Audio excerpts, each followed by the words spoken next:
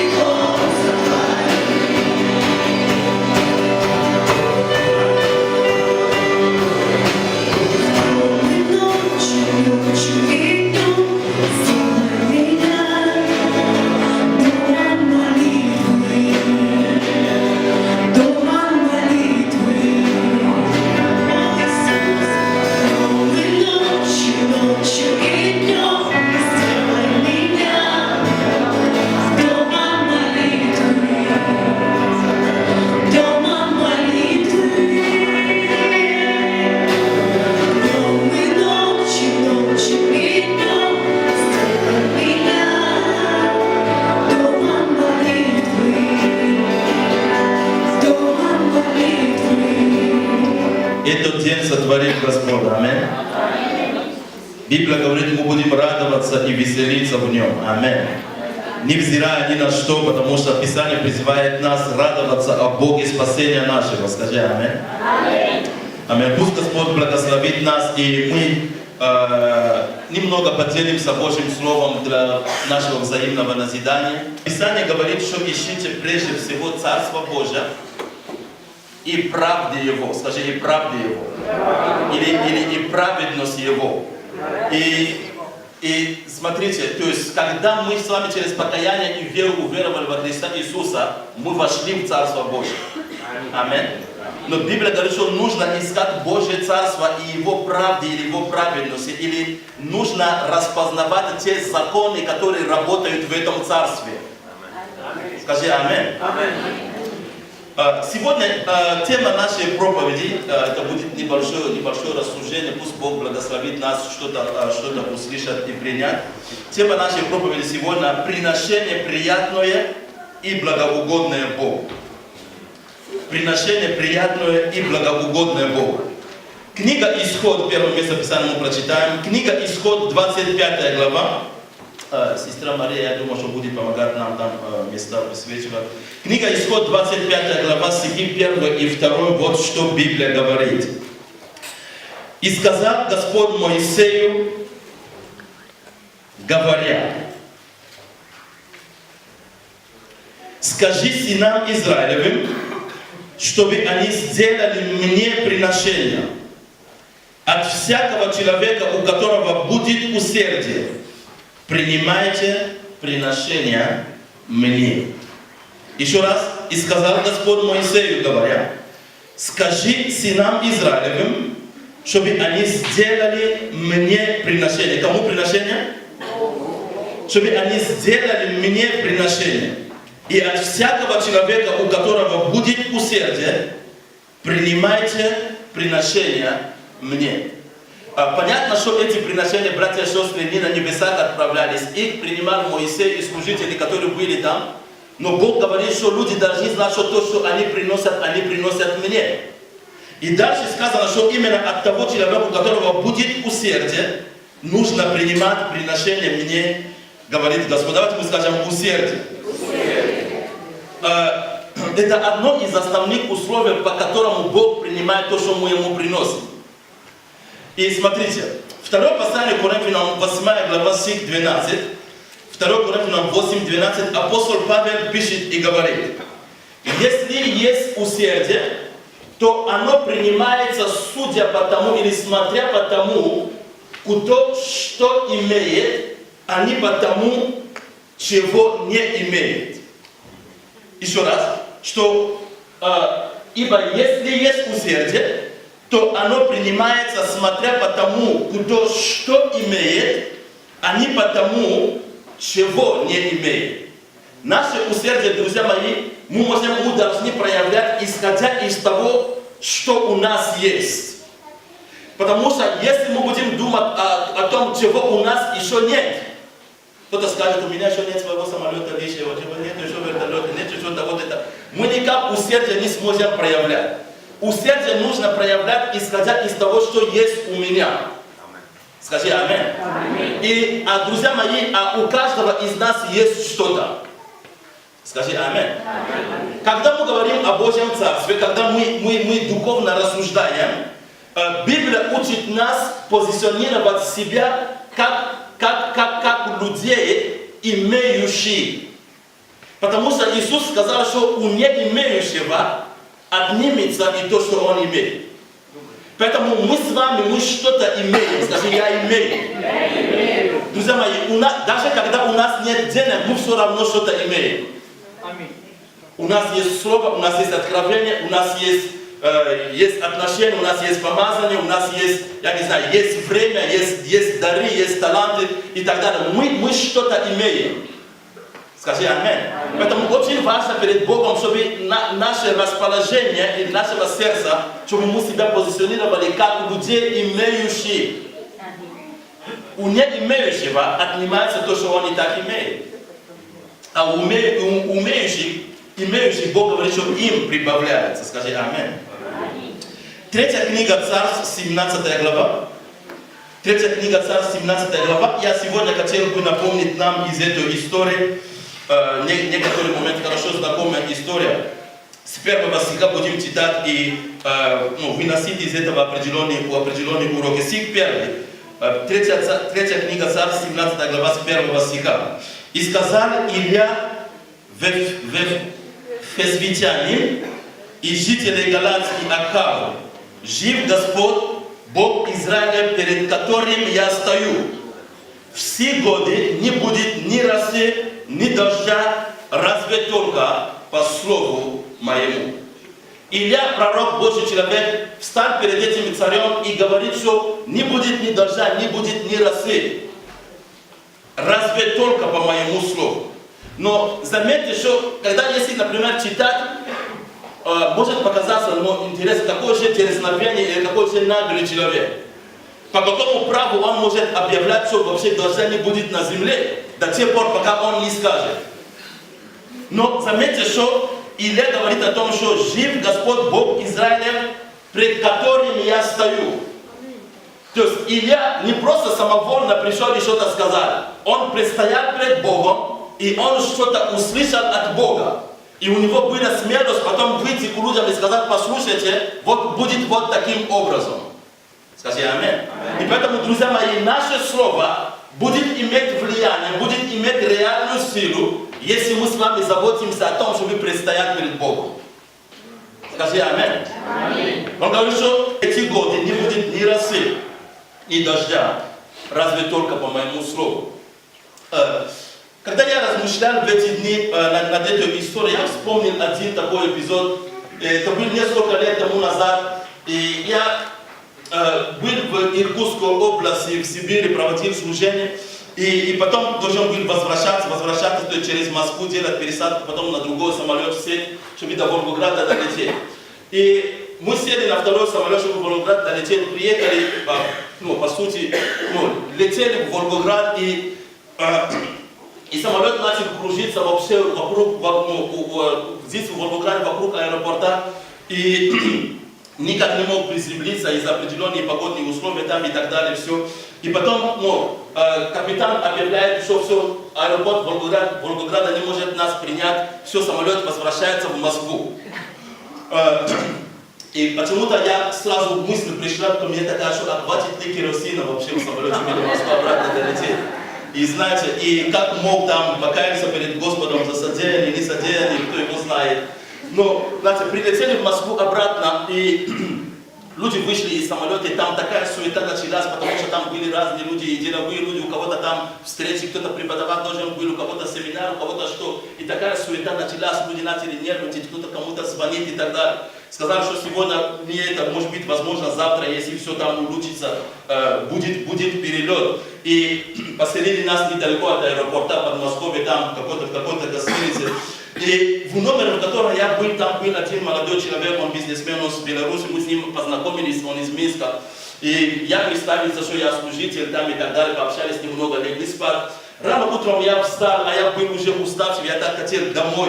И уже разные мысли были, думал, что, может быть, лучше пойти и на поезде сесть, тогда ты точно уверен, что ты приедешь домой там через несколько часов, 18 часов и так далее. Все. Знаете, когда встал на колени, я молился перед Богом, пришло внутреннее такое знание в сердце, что мы полетим. Все, приехали автобусы и все. И люди загрузились в этот автобус и едем в аэропорт. И там такая же суета, люди начинают там рассуждать. Кто-то уже говорит, что все, нам нужно какое-то метро выйти, высадите нас, мы поедем на вокзал, мы точно уже будем знать, что это. Потому что не знаем, чем это все закончится. И образовалась определенная группа людей, которые собирались выходить. И этот молодой человек, который был со мной в комнате тогда, он спрашивает меня: Симон, как ты думаешь, мы полетим? Я ему сказал: да, полетим. А он взял и объявил на весь автобус, да, вот этот молодой человек, этот священник Симон говорит, что мы полетим. Я думаю: Господи, ну зачем? И приезжаем в аэропорт, и там разные объявления, там Ростов, там отложили до неопределенного времени, там какой-то город там и так далее, все. И мы сидим там и ждем. Объявили, что вылет на Волгоград будет в 12 часов.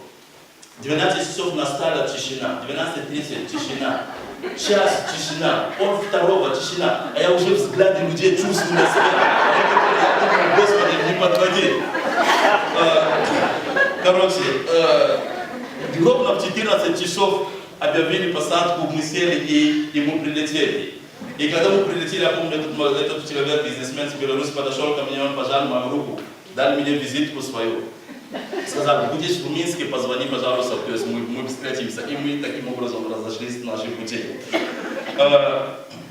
Друзья мои, если мы будем предстоять перед Господом, наше слово, оно будет иметь реальное влияние. Скажи аминь. Второй стих. И было к нему слово Господне. Пойди отсюда и обратись на восток и скройся у потока Харафа, что против Иордана. Из этого потока ты будешь пить, а воронам я повелел кормить тебя там. Смотрите, в 3 стихе Бог говорит этому служителю, обратись к этому месту, к потоку на восток, и скройся у потока Харафа. Давайте мы скажем скройся. Еще раз скажем скройся. Бог ему сказал, иди в это место и скройся там. И позвольте, друзья мои, сказать, что на нашем жизненном пути, когда мы служим Богу, когда мы ходим с Богом, иногда бывают времена, когда Бог распоряжается, и каким-то образом Бог скрывает нас. Иногда Бог повелевает в своей власти, в своей премудрости, что то, что Он в нас заложил, Бог как будто ставит определенную печать, что это должно быть сокрыто до определенного времени. Вы можете увидеть из Писания, что в жизни многих людей Бог именно так поступал, что они были сокрытыми до определенного момента. Вы знаете, что Иисус до 30 лет в Израиле, Он ничего не делал. Он вышел к людям уже когда Он достиг возраста 30 лет. До этого каким-то образом Он был сокрыт. Иоанн Креститель написано, что до дня явления своего Он находился в пустыне, Он был тоже сокрыт каким-то образом. Скажи аминь. И поэтому Бог иногда может так сделать, друзья мои, чтобы мы были сокрытыми. Это не значит, что Он про нас забыл. Бог иногда может так сделать, чтобы наши дары, способности до определенного времени, чтобы они были сокрыты до того момента, когда... Потому что Бог использует это время, чтобы готовить нас, чтобы каким-то образом снаряжать нас, когда настанет время явления, чтобы это было действительно во славу Господа. Скажи аминь. Бог ему сказал, скройся. Значит, Моисей был сокрыт определенное время. Знаете, когда он находился 40 лет там у этого священника Мадьямского и так далее, Бог его формировал, готовил его каким-то образом. Апостол Павел 3 года находился в Аравийской пустыне, как будто Бог сокрыл его на определенное время, пока он не вышел на полноту своего призвания. Кто меня понимает, скажи аминь. Поэтому не надо переживать, кто-то может быть услышит меня. Иногда Бог делает так, что мы сокрыты. Скажи аминь. Если есть сестра в церкви, что замуж не вышла, переживать не надо чрезмерно. Иногда Бог согревает тебя, чтобы просто за кого попало замуж не выйти и так далее. И тебе кажется, что тебя не замечают и так далее. Это просто определенное время, Бог просто тебе сокрыл для чего-то лучшего. Скажи аминь.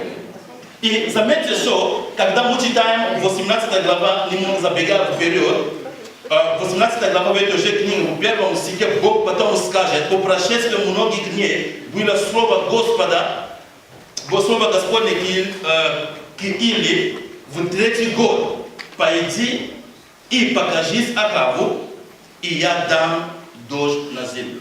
То есть время определенное прошло, и Бог говорит, что все, теперь уже время явления, сейчас уже иди и покажись. Скажи аминь. Поэтому, если что-то, то, что Бог в тебе вложил, люди на это еще внимания не обращают, настанет время, когда Бог скажет, настало время уже это показать, этому выйти и быть благословенным для многих людей. Скажи аминь.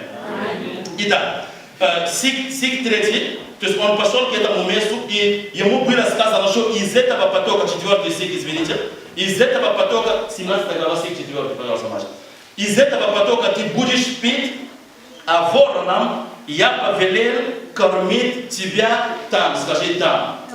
Еще раз скажи там. Бог говорит, что я повелел воронам тебя кормить там. Заметьте, что все творения, которые есть во Вселенной, Бог имеет определенную власть над всяким творением. Бог может повелевать любому творению, что-то сделать в соответствии с волей Божьей. Кто меня понимает, скажи аминь. Бог может повелевать киту, мы знаем, Он может повелевать червяку, Он может повелевать дереву, что угодно. То есть Бог имеет власть над всяким творением. Но вы знаете, с каким творением Ему сложнее всего приходится? Конечно же. Написано, что я повелел воронам кормить тебя именно там. Скажи еще раз там. Еще раз скажи там. Это ответ на вопрос где. Где? Не в городе надо говорить, а надо говорить, что там. Смотрите, когда Бог работает, послушайте, пожалуйста, внимательно. Когда Бог работает в своем расписании, когда Бог что-то делает, очень часто важную роль играет не только то, что Бог делает, но и то, где Он это делает. Вы заметите, что очень часто, когда Бог что-то делает, имеет значение не только то, что Он совершает, но очень часто имеет значение и где это Бог делает. Поэтому у Бога есть место, которое Он определил, что именно находясь там, ты будешь иметь благословение. И Илья заметил, что если бы он подумал, ну какая разница, все равно вороны меня найдут, он ушел с этого места, переместился там километров 100 дальше и так далее, он бы не находился бы под Господним обеспечением. Почему? Потому что он бы не был на том месте, где он должен был находиться. Скажи аминь.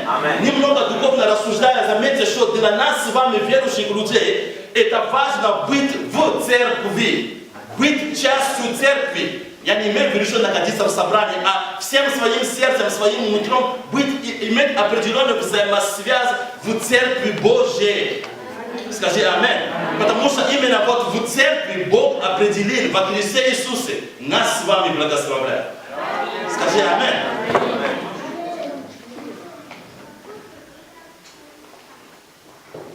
И вы помните, что даже когда Иисус говорил перед своим вознесением своим ученикам, Он им сказал, не отлучайтесь от Иерусалима. Какая разница, Дух Святой сойдет, а мы будем ли там в Капернауме, а мы будем ли там где-нибудь непонятно, что в каком-то другом городе. Но Он им сказал, послушайте, благословение придет, но оно придет именно вот в этом городе, именно в этом месте. И, пожалуйста, не уходите никуда, а ждите там. Аминь. Скажи аминь. Стих 5. И пошел он и сделал по слову Господню. Скажи, он сделал по слову Господню. Всякий раз, когда ты делаешь по слову Господнему, ты выиграешь. Он сделал по слову Господню. Пошел и остался у потока Арафа, что против Иордана. 6 стих. Вороны приносили ему хлеб и мясо по утру, и хлеб и мясо по вечеру, а из потока он пил. Кто знает, где вороны брали мясо и хлеб? А? Ну точно не у мусорника.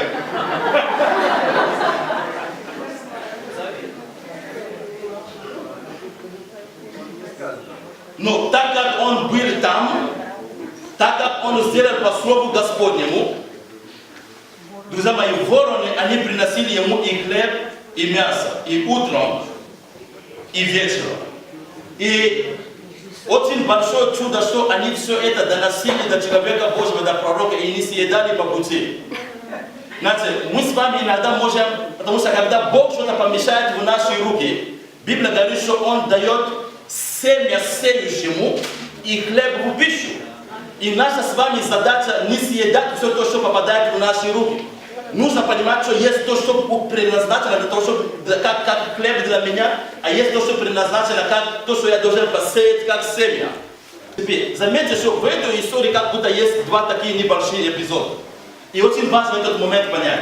Первый эпизод, то, что мы рассмотрели сейчас, Бог дает это нам в Писании Божьем Слове, чтобы мы могли понять, что Бог в состоянии без моего участия, без нашего участия, без участия вдовы из Сарепты Сидонской, позаботиться о своем пророке, позаботиться о служении.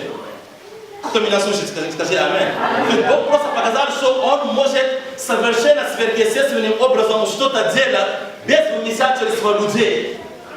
И заметьте, что когда пришли к Иисусу и попросили Его заплатить там за налоги, за подать, он сказал Петру там после определенного, что иди там лови рыбу и вытащи из ее рта там сатир, пойди и сдай за себя и за меня.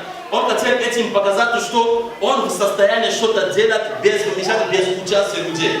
И заметьте, что в служении Иисуса Христа, невзирая на этот аспект, были люди, большинство из них это были женщины, которые служили Ему своим имением. Это было их призвание. Они имели определенный ресурс, и они служили Господу, поддерживали Его служение своим имением. Скажи аминь. Итак, то есть Бог повелел этой женщине, другими словами, что эта женщина, она знала от Бога, что вот настало время позаботиться об этом пророке. Стих 10. «И встал он и пошел в Сарепту, и когда пришел к воротам города, вот там женщина-вдова собирает дрова. И подозвал он ее и сказал: дай мне немного воды в сосуде напиться». Бог ему сказал, что эта женщина тебе не воду даст, а она тебя накормит, я ей повелел. И вот представьте себе состояние пророка, голод в стране, он здоровый мужик, и он должен был прийти к какой-то женщине-вдове и сказать: мне Бог сказал, что вы меня накормите. Вы представляете, какая борьба может быть внутри него? Но, знаете, когда Бог дает слово, Бог работает как с одной стороны, как и с другой стороны. Знаете, нужно не только дерзновение иметь, еще и смирение иметь, чтобы идти и сделать то, что Бог говорит в данном конкретном случае. И, но как бы там ни было, Илья ее подозвал и говорит, что дай мне немного воды в сосуде напиться. Или может быть он понял, что это откровение надо каким-то образом как-то преломить, раскодировать, чтобы как-то потихонечку до нее дошло, я не знаю. Но стих 11. И пошла она, чтобы взять, а он закричал вслед ей и сказал, как будто вдогонку: возьми для меня и кусок хлеба в руки свои. Стих 12. Она сказала: жив Господь Бог твой, у меня ничего нет печеного. Дальше она сказала, что если у меня только горсть муки и так далее. Но посмотрите на рассуждение ее. И подобное рассуждение мы видим несколько раз в Библии. Когда люди стояли перед таким выбором, Бог их направлял, Бог, имея намерение вывести этих людей из того состояния, в котором они оказались, благословить их. Бог хотел, чтобы они могли себя позиционировать как людей имеющие. Она говорит: у меня ничего нет печеного. Вдова, 4 книга Царств, можно открывать, 4 глава, стих 2, когда Елисей говорит ей: а что у тебя есть в твоем доме? Она отвечает: а у раби твоей нет ничего. Ну, кроме маленький сосуд там с елеем там и так далее. Это такая, друзья мои, я бы сказал, что это такое опасное состояние, если мы не будем понимать, если мы будем себя позиционировать как людей, не имеющие. Потому что я повторяю, что у каждого из нас что-то есть. Скажи аминь. Она говорит: жив Господь Бог твой, у меня ничего нет печеного, а только есть горсть муки в катке и немного масла в кувшине. И вот я наберу полено 2 дров и пойду и приготовлю это для себя и для сына моего.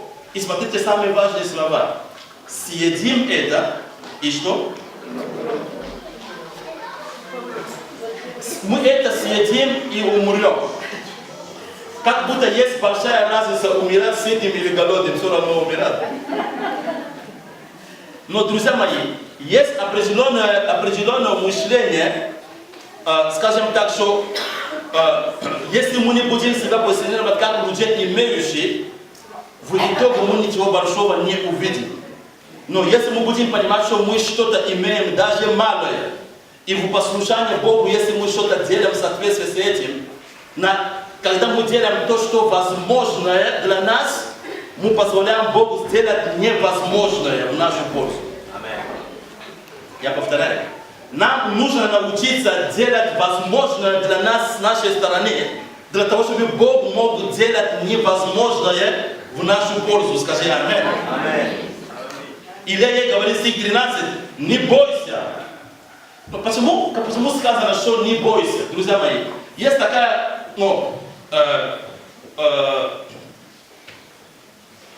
общеизвестный такой факт, что одна из основных причин, почему люди не жертвуют, потому что есть страх определенный, есть боязнь нехватки. А что, если я буду десятины давать, а что будет со мной? А что, если я буду жертвовать, а что будет со мной? Вот этот боязнь удерживает многих людей от того, чтобы участвовать вообще в служении, приношении и так далее. Он мне говорит, не бойся, пойди, сделай то, что ты сказал, но прежде из этого сделай небольшой опреснок для меня. И принеси мне для себя и для своего сына, ты сделаешь после. Ибо так говорит Господь Бог Израиля. Мука в катке не истощится, и масло в кувшине не убудет до того дня, когда Господь даст дождь на землю. Аллилуйя. Другими словами, братья и сестры, другими словами, из этой простой истории Бог показывает, а я повторяю эту мысль, что в результат нашего послушания Богу, когда мы делаем от чистого сердца то, что возможно для нас, мы позволяем Богу делать невозможное в нашу пользу. Она пошла, она так и сделала, как сказал Илья, и кормилась она, заметьте, и он, и дом ее несколько времени. Мука в катке не истощалась, и масло в кувшине не убывало по слову Господа, который он изрек через Илью. Почему я вначале, братья и сестры, вспомнили это место, что ищите прежде всего Царство Божие, Царство Небесного и правды Его. Или и тех принципов, законов, которые работают в этом Царстве.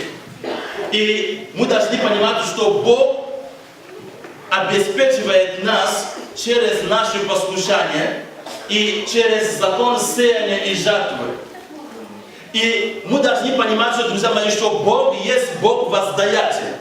Когда мы Его ищем, написано, что Бог, Он воздает нам. Я когда-то давно уже проповедовал, говорил, что и воздаяние, друзья мои, это не просто наша заработная плата, когда мы что-то сделали, в конце мы что-то получили. Воздаяние от Бога это нечто больше, чем то, что мы обычно регулярно получаем.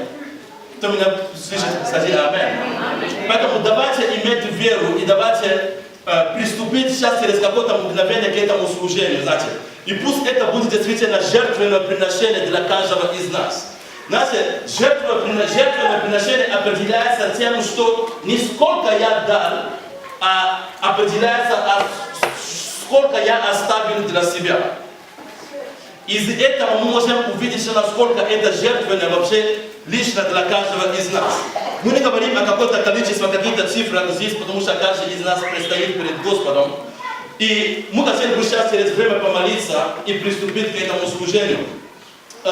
И я верю, что, друзья мои, если мы что-то слышим в нашем сердце от Господа, к чему Он нас побуждает, в ответ на наше послушание мы удивимся, как Бог проявит себя, как Бог действительно воздаст нам. Скажи аминь.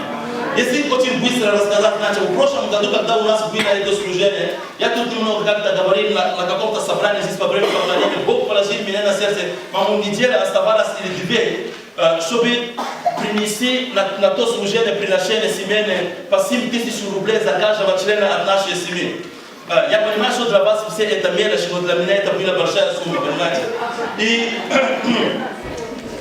И в послушании на то, что Бог сказал, может быть, даже без особой такой радости, без особого восторга, знаете, есть времена, когда ты иногда сеешь со слезами, обязательно говорю, что ты пожинаешь потом с радостью. Скажи аминь.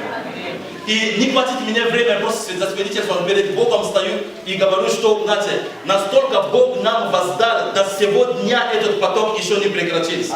Люди просто так присылают нам деньги, я им об этом не просил. Ежемесячно, с одной стороны, с другой стороны, эти деньги. И давно уже перекрыли ту сумму, которую мы вообще отдавали Господу и так далее, потому что Бог верит. Скажи аминь. Я как-то был в Волгодонской группе, прославлен, пожалуйста, можете пройти. На одном из собраний Бог меня побудил вдохновить эту молодую церковь, у них было 3 года вообще церкви, чтобы люди могли посеять семя вообще в служении этой церкви и так далее. Один из братьев, который он просто понял от Господа, что он должен пожертвовать нас. И когда он это сделал, ответил на этот призыв. Время не прошло, меньше недели, и он потом делился свидетельством, что просто работу, которую они должны были уже эту работу вообще не получать, они там вместе с ребятами, они снег иногда очищают вообще с помещения и так далее. Они уже не ожидали, что им позвонят, там уже особо ничего и не осталось. И вдруг какое-то руководство пришло, короче, на это предприятие и обязали этих людей только быстро, чтобы все могли убрать там. А там особо ничего не оставалось. И они ему позвонили, они пришли за 2 часа, какую-то работу сделали и 300 тысяч рублей в одно мгновение заработали. И он увидел Божью руку в этом в ответ на его послушание, друзья мои. Скажи аминь. И давайте мы встанем сейчас, пожалуйста, все. И просто молясь перед Господом, мы все с вами, друзья мои, мы все с вами нуждаемся в том, чтобы Бог, чтобы видеть Божье воздаяние в нашей жизни. Скажи аминь.